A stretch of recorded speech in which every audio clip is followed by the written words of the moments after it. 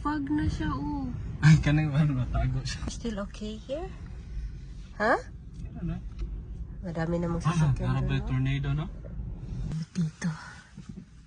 Nagmumoist ang sasakyan. Ayan, no? It's moist. Lakas ng hangin. Pasta. Meron kaming gear dyan.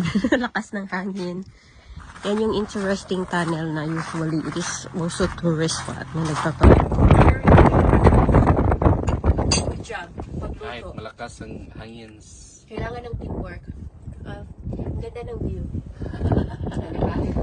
Ang tunnel, underwater tunnel, 6 kilometers.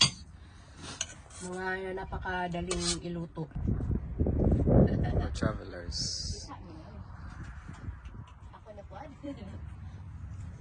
There is a very long queue.